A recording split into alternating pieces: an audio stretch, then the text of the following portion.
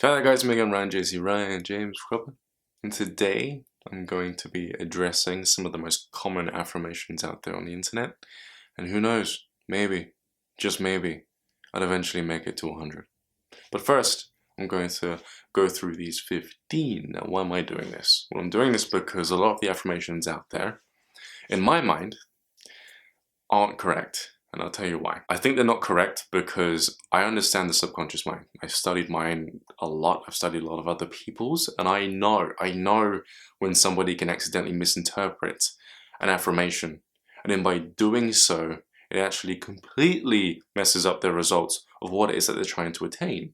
So it's my duty as an aware connoisseur to help you guys out, to shine some light on the internet masses as to how it is that you're supposed to be rephrasing and thinking about some of these most common affirmations nowadays that are being used within the spiritual community. So, once again, I'm Ryan JC, and let's get started. The first one, I am peacefully letting my life unfold. Yeah, sounds nice, doesn't it? Peacefully letting it unfold. Here's the thing though. If you or anyone else out there has a tendency to be lazy, and you'll know because you just look at your past week, right, or your past month or year, and you're looking into affirmations to gain some kind of motivation, and then you come across this affirmation, the problem is that you could accidentally use this as an scapegoat to actually be more productive in life. Okay? And I say accidentally with a grain of salt, because a part of you actually knows what you're doing. You see? And what's very clever about your subconscious mind, or the part of you that knows what you're doing, is that it'll actually take examples of people out in front of your life. It'll take examples of them living their life, watching their life unfold. And then it'll turn it on you and say, my life, what I'm seeing right now, what I'm viewing is unfolding gracefully, peacefully. Everything is going according to plan in my life, what I can see. But it's not your life, it's their life. Your life deals with what you're doing right now, what you're dealing with right now. It deals with what you're putting off and what you know that you're supposed to be doing. So if you ever find yourself being pulled towards affirmations like this, just be honest with yourself. You know yourself more than anyone else. And either choose to put it aside because you understand, you're aware as to how you could potentially, subconsciously, deliberately, I say subconscious, like, you know what I mean? It's like a part of you that knows what it's doing. Just don't do it. The second one, I actually changed. It was written like this: today and every day I choose to be happy. I changed it to today and every day I'm going to choose to be happy. See, I'm going to. The reason for this is simple. It basically affirms to you that tomorrow and today and the next day you're going to do something. It's basically like you're writing a mental checklist within your mind of what you're going to do. And therefore it sets you up for a more positive habit rather than you getting up and then by default thinking negatively. See, you're going to fix that. It's not a matter of you saying I choose to. I rather put it as I'm going to. I wrote them down. Third is I'm fun and energetic and people love me for it. I changed it to I'm fun and energetic and people have loved me for it. The reason why I put have loved me for it, past tense, is because it not only affirms to you that people have loved you within the past, so it's most likely they're going to love you within the future, but it's also more realistic, okay? Have loved me always leaves room for people who haven't loved you. So because every time you affirm to yourself that affirmation, you're looking at both sides of the spectrum, you won't be disappointed when people accidentally show the lack of love towards you, towards your character. This is like a safeguard, because every now and then, if you were to go around and say, I'm fun and energetic and people love me for it, and then somebody doesn't love you for it, in your mind, subconsciously, you're going to think, my affirmation didn't work. So affirmations as a whole, they just don't work. They're useless, you see. But If you say have loved me for it, and keep in mind the fact that people haven't as well, and that's fine, then when people show the lack of love towards you, it doesn't knock down your affirmation. So it stays up within your subconscious mind. Number 4 is my life overflows with happiness and love. This one you really need to sit with yourself and really get realistic. Okay, now the reason as to why you're doing this in the first place is because you have a tendency to, or people out there who are doing this affirmation have a tendency to only focus on the fact that they've never been loved before. So they project that narrow-minded view of their life, that selective view of their life, and they project it into their future. My life overflows with happiness and joy. If they're only focusing on the present moment as to how that's happening, then again, much like the other one, if they see something that contradicts that affirmation, then it's going to knock down that affirmation. They're going to think to themselves, why am I doing it? What other forms of love could you have already experienced, that you are already experiencing right now? Hatred can stem from love sometimes. Okay, I'll give you an example. Say someone loves you enough, your mum loves you enough for you not to start dating a guy or a girl because she knows in her infinite wisdom that that person is no good for you. And then she starts to hate the fact that you're with them. You know? And then they seem like they're very hateful towards you. They're trying to stop you from going out to see that person, and no parties, no sleepovers, nothing. So now it's like, okay, my mum hates me. She must hate me. I mean, why else wouldn't she let me do all this stuff? This is kind of a very young mindset that most teenagers get into. And that's just the truth. You know, I've been a teenager once, and that's just how I used to think. That's how I was groomed to think by the people around me. That's how others thought, and that's how I thought. The reality is your mum loves you, your dad loves you. Whoever's trying to protect you, no matter what the situation is, they love you. And it's going to come across as a myriad of other emotions sometimes. So yeah, your life is overflowing with love. Really is. You can feel it brimming inside your chest, inside your throat when you feel upset, when you feel angry. Love is pretty abstract. And that's pretty cool. You know, I'd rather it be abstract than just one emotion. Then you'll notice when somebody's actually projecting out of love, and you'll choose to respond in a loving manner, no matter what shade of love that it is. Again, it goes to realism, affirming your past, affirming your present, clarity overall, and clarity over how you should expect your future. Number 5 is pretty simple. Today is rich with opportunity, and I'm going to open my heart to receive it. I just changed the word heart with the word eyes. Makes a lot more sense to me. Not only that, but the subconscious mind, as soon as you say eyes instead of heart, you're going to be more aware of what it is that you're looking at. If you say, I'm going to open my heart to receiving it, then really, you're kind of drifting between fantasy and reality, in the sense that if you're sat there at a diner and you're loving yourself and you're fantasizing about the future and you're feeling your heart pumping, your fantasies of the future will really dictate what it is that you notice within your reality. Today is rich with opportunity, and I'm going to open my eyes to it. Makes more sense because you're focusing on today, you're not focusing on the future. And if it's rich in opportunity, then that means that it should be abundant, right? Somewhat.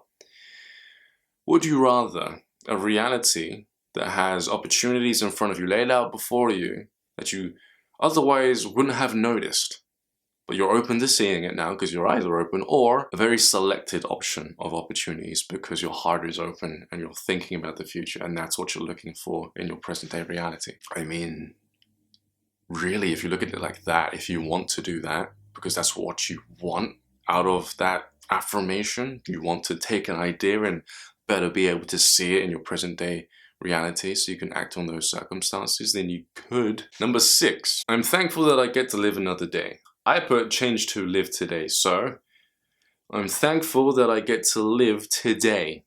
Makes much more sense to me. Here's why. What are you thankful for?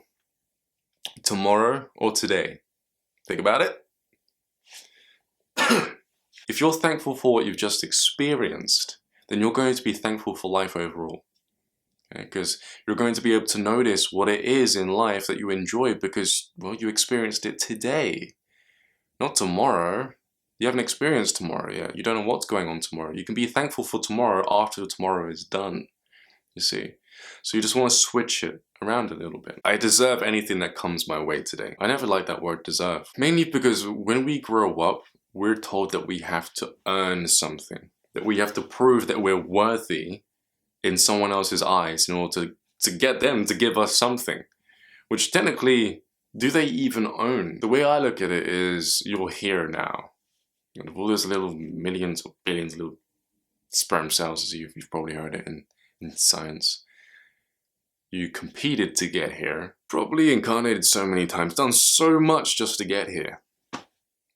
You've deserved anything and everything that you're going to get here in life. It's yours. You've deserved it. You've earned it already. Just being born is a big enough achievement to live your entire life getting whatever you want. That is your reward. So I don't like using the affirmation, I deserve everything that comes my way today, simply because it just reconfirms to my subconscious mind the old belief that I accepted when I was a kid, that I needed to do something in order to get something after I've already arrived within my prize. I believe in myself.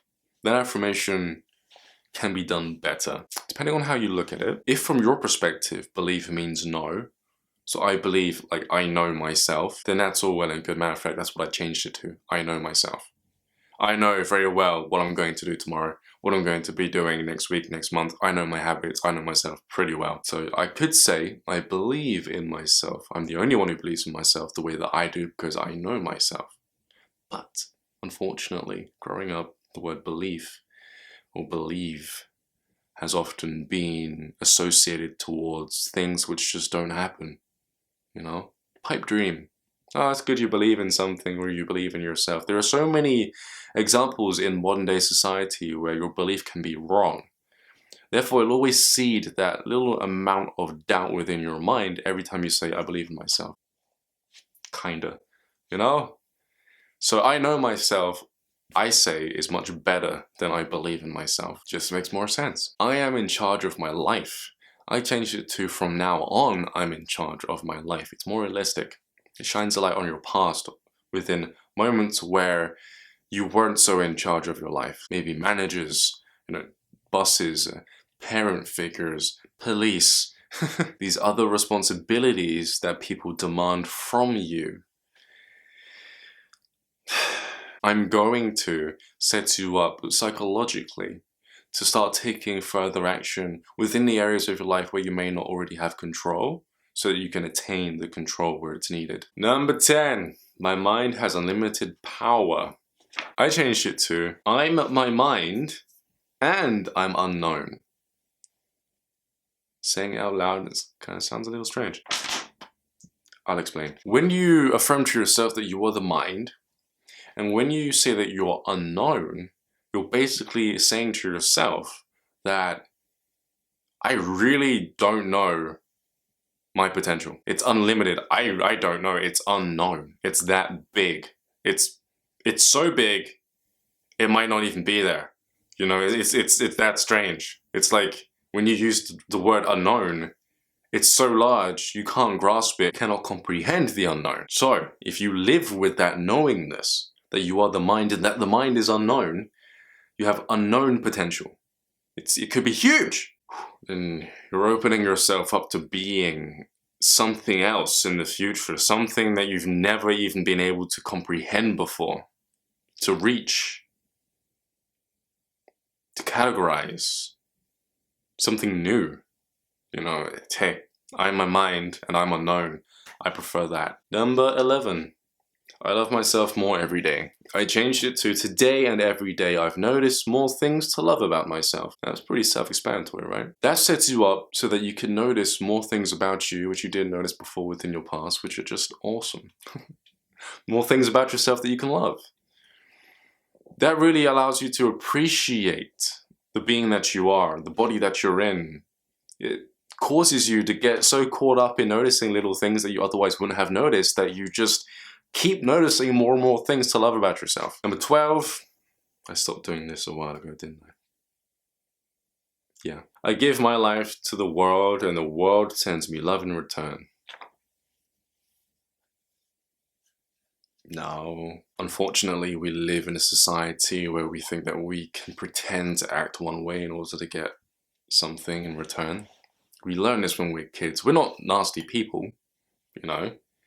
It's just when adults teach us to be good, we learn very quickly how to behave in order to get what we want. It's just how it is. We don't have a perception in our mind that we're doing it for the wrong reasons. It's just when someone says to us, hey, you know, stop sucking your thumb and I'll give you a cookie, we stop sucking our thumb because we want the cookie, not because we want to stop sucking our thumb. And then as life goes on, we just find more ways of doing that thing that we were taught to do when we were children. So trying to love everyone because you want love, when it's not actually a natural part of your character, isn't a way to attain love. Matter of fact, they'll only attract people who are doing the exact same thing to you. And you're going to feel that. Number 13. I surrounded myself with positive and loving people. I changed this to I'll. Okay, so now it reads, I'll surround myself with positive and loving people.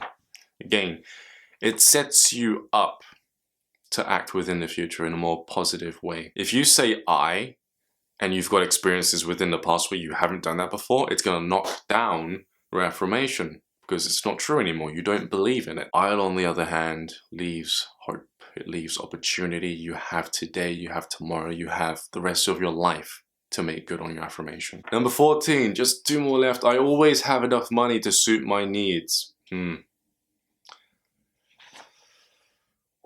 just wanted to address something surrounding the topic of money, which will probably help when it comes to people thinking about how money serves them, you know. I was in a consultation with a client about 4 days ago, and he wanted to make, I think it was $1 million. And I said to him, when are you ever going to use $1 million in one day? Within every day of your life, you've always gotten what you've needed, right? He's like, yeah. So why do you think you need more? It may take you years to blow through that money. The affirmation itself, I always have enough money to suit my needs, actually rings true. It's not wrong. I just wanted to add my own little 2 cents to that to help you really put that affirmation into perspective. Number 15, I'm a role model for others. I've changed it to I am my own role model. When you say I'm a role model for others, you have the tendency, like many others out there, to look at others in front of you, other people's characteristics, take them on, and then act all mature, act like the role model. When you say I am my own role model, you're basically staying true to your own moral compass, how you dress, how you are, the uniqueness that you are, and then by doing so, you serve as the representation, the living embodiment of authenticity. That in and of itself is you being a role model. People will see that and be like, I want to know how to get there to be me. And because of that, they'll only go back into themselves to be more genuine rather than copying others to set a good example to be a role model. So I'm Ryan Jay-Z, Ryan James Cropper. This has been Your Potential. These have been 15 affirmations that I've just found throughout the internet that I've gone through, changed, and altered so that they'll be easily digestible to your subconscious mind. And yeah, stay tuned because hopefully I'll be able to make more on these. Like I said, I'm going to shoot for 100. I know myself pretty well. I might not get there. Subscribe for more videos like this and I'll speak to you all pretty soon. Peace.